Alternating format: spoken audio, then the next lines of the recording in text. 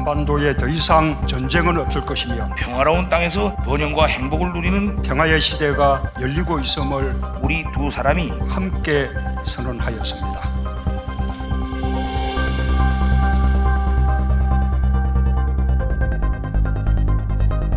트럼프 대통령 생각은 너네끼리 싸워서 죽는 건 난 상관없다. 너네끼리 죽갔으면 죽고 두드러 패갔으면 패고 맘대로 하라. 남쪽에 핵탄이 떨어지든 생화국 북한 뛰든 상관없다. 확실한 생각을 가지고 있대요. 북한 내부에서는 핵무기는 안 쓴대요. 핵무기는 미국하고 협상용이고 생화학 무기를 쓰겠다는 거예요. 생화학 무기.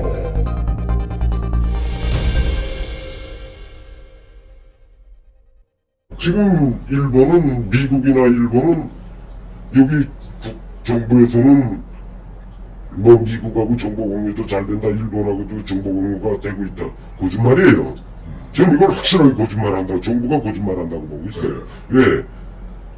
실제 국가기관에서, 정보기관에서 저한테 일본하고 미국하고 몰래 만나는 내용에 대한 걸 저한테 알려달라고 하니까요.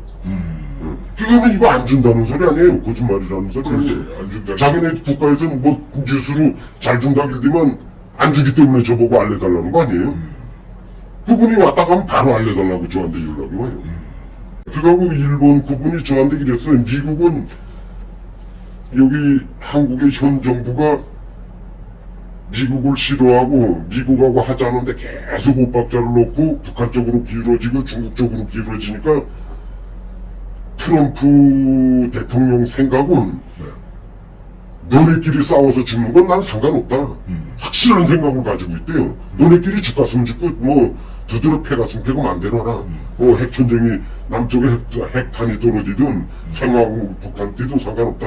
트럼프 대통령은 그 생각을 확실히 갖고 있대요. 근데 그 밑에 국방성이나 국무성이나 미국 국회의회나 이런 데서 이걸 조금 막고 있는 거지. 실제 트럼프 대통령 생각은 상관없대요. 한민족이 죽갔으면 죽고 전쟁이 나갔으면 나고 상관없다. 그러니까 저로서는 만약 북한이 핵무기를 100개 이상을 보유하고 미국하고 협상하면 미국 군대를 뽑을 수 있다고 저는 보이는 거예요. 만약 뽑으면은 1년 안에 북한이 요구하는 한국이 들어줄 수 없는 요구 조건을 들이댈 거예요. 그걸 들이댔을 때 들어주지 않으면은 무조건 투집을 잡아서 도발을 할 거예요. 어마어마한 도발을 해요. 북한 내부에서는 핵무기는 안 쓴대요. 왜? 핵무기를 쓰면은 국제사회가 달라붙어서 자기네를 들이팬다는 걸 알고 있대요. 그렇죠. 그래서 핵무기는 미국하고 협상용이고 생화학 무기를 쓰겠다는 거예요. 생화학 무기. 근데 지금 나온 생화학 무기는 정말 어마어마해요. 그 아까 말씀하신 대로 조그만 거 하나에 뭐 5만 명, 6만 명 예. 죽으니까 그건 뭐 몇백 개면 예. 큰일 나는 거죠. 예. 그걸 계획을 다 가지고 있어요. 하고 여기 대한민국에 말하자면 북한을 지지하는 사람들, 그 다음에 민주당, 이 민주당 정신 차려. 전쟁은 민주당 때문에 일어나요, 이제. 전쟁은 민주당 때문에 100% 일어납니다. 어떻게 그렇게 보십니까? 저는 확신을 합니다. 왜? 북한에서는 민주 세력들 좋아 안 해요. 만약 자기네가 타고 앉으면은 제일 먼저 죽여야 되는 게 민주 세력이에요. 왜요?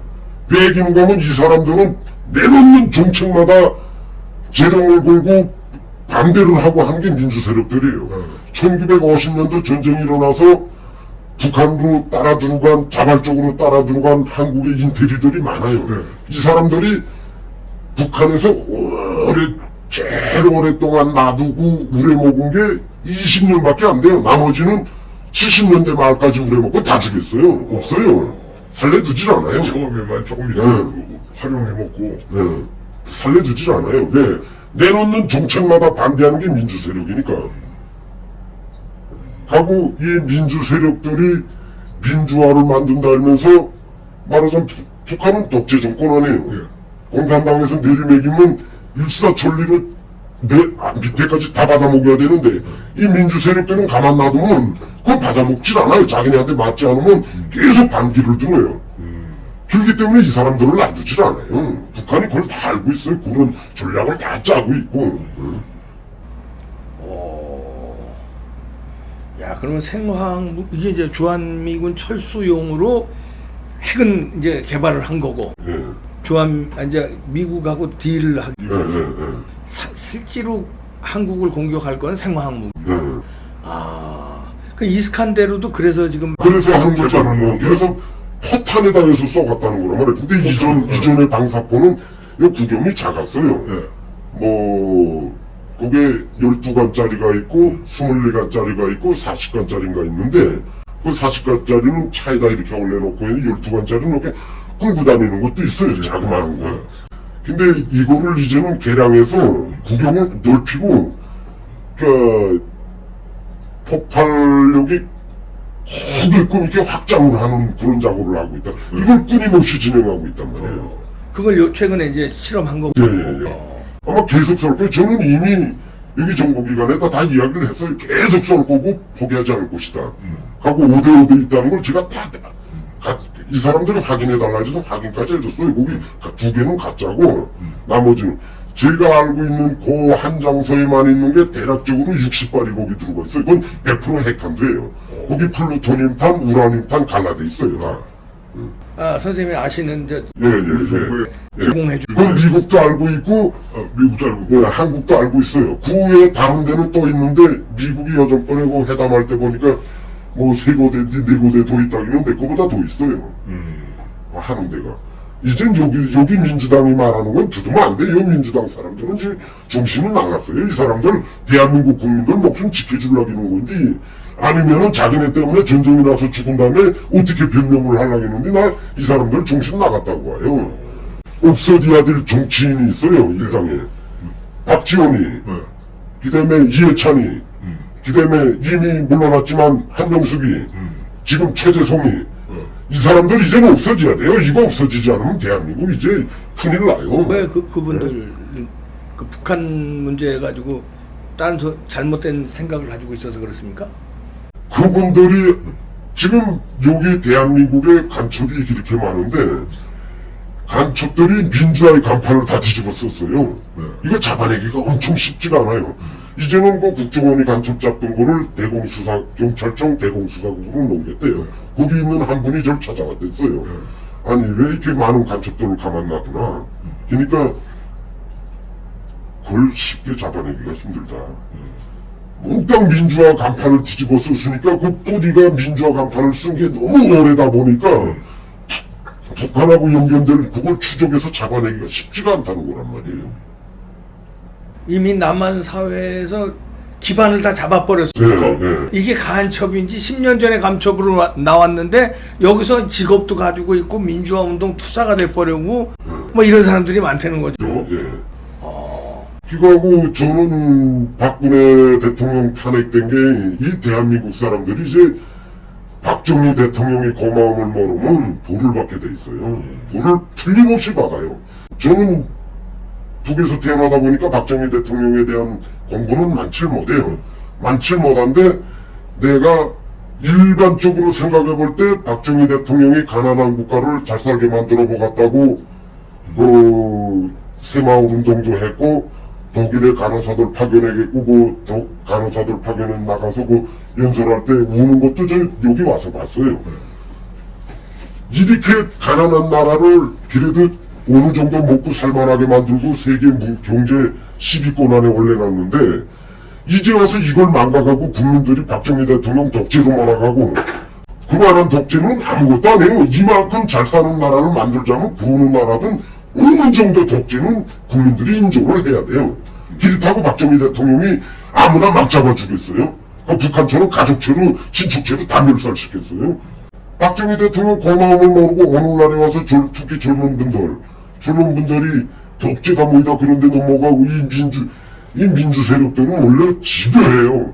집요하다고 와야 하고 이 사람들은 이념적으로 사회주의 진영에 빠지면은 엄청나게 이 사람들이 그걸 자기 죽으면서도 그걸 끝까지 실현하려고 하는 게 이런 사람들이에요. 왜냐면 저도 북한에서 나서 자랄 때는 진영 교육을 받았단 말이에요. 사회주의 진영 교육. 그런 줄만 알고 살아오다가 군대 가서 이게 허망하다는 걸 절 깨달았어요. 저. 군대 가서 어떻게 허망하다는 걸 깨달으셨어요?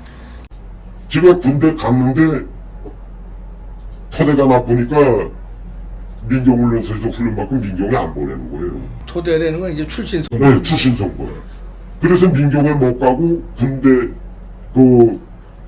그때부터 이거 당에서는 이거 믿지 않구나, 이거 제대로 가야 되겠구나 이렇게 생각하고 가려고 계속 놀아가는데도 안 보내고, 지휘관들이 김일성 조시에서 계급적으로 환경이 나쁜 집 자식들을 군대 내보내서 사상교양 할 거는 우리 지휘관들이 받은 과업이다, 수령님 교시다, 그러니까 너 여기서 생활 잘하면 대학도 갈 수 있고. 그래서 10년 넘게 11년인가 했어요. 제가 군대 복무했는데 마지막엔 탄광으로 또 가라 이러더라. 원래 국군포로는 다 탄광으로 보내시니까 탄광으로 가라 해서 못 가겠다 하니까 김정일이 지시래요. 나라의 정기사정이 어려워서 탄광에 가야 된다. 나 못 간다.